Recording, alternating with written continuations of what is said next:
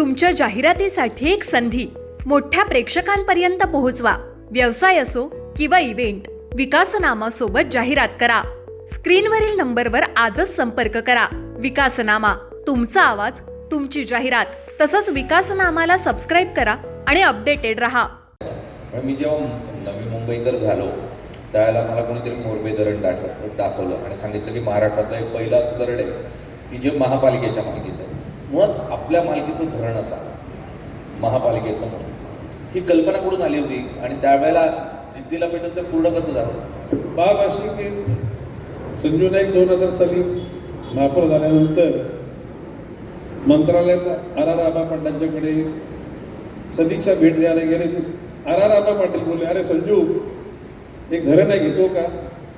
तर संजू मला 2 मिनिटं थांबा. मी संजूने बाहेरून मला फोन लावला. तर म्हटलं आबांना सांग की त्यावेळेला महापालिकेचा बजेट 70 कोटीचा. किती? 70 कोटीचा. म्हटलं 70 कोटीच्या बजेटच्या लोकांनी जर 500 कोटी धरण घ्यायची भाषा केली म्हणजे नाकापेक्षा मोती जड. तर म्हटलं आबांना सांग की म्हटलं 10 वर्षामध्ये आम्ही टप्प्याटप्प्याने पैसे बिनव्याजी, काय बिनव्याजी आम्ही फेडू.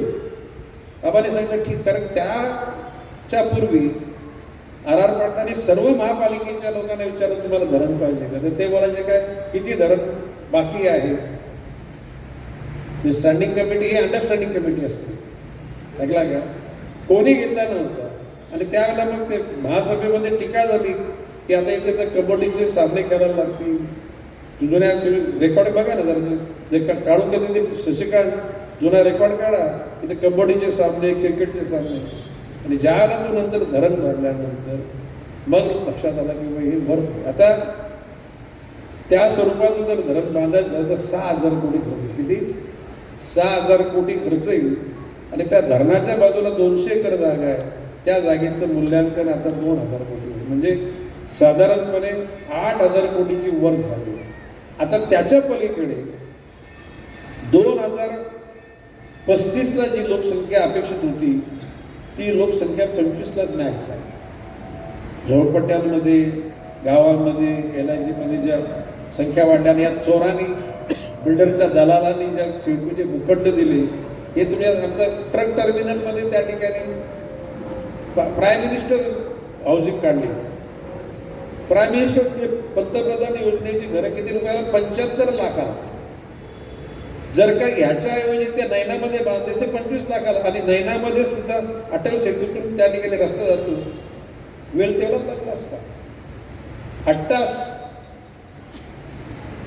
आज आता ती घरं अफोर्डेबल नाही. आणि अशा परिस्थितीमध्ये हा जो 8 तास केला म्हणजे अविचाराने. आणि म्हणून मी माननीय मुख्यमंत्र्यांना म्हणलो की आम्हाला एवढा FSI नको, आम्हाला गरजेएवढा FSI द्या. फक्त सिडकोचा प्रीमियम नको, महापालिकेचा प्रीमियम नको, गोर गरिबांना फुकट घर, पुनर्निर्माण होतील, टावरमध्ये लोकांना 5 पैसे देता घर मिळणार असतील. आणि I am of that opinion. आणि मुख्यमंत्री बोलले की नाही साहेब तुम्ही करा, आपण त्याला मान्यता देऊन टाकू. आणि ते स्वप्न लवकरच साकार करण्याचा मार्ग मोकळा.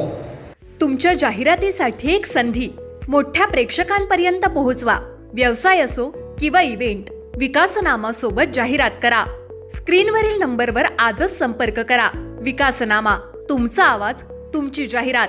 तसंच विकासनामाला सबस्क्राईब करा आणि अपडेटेड रहा.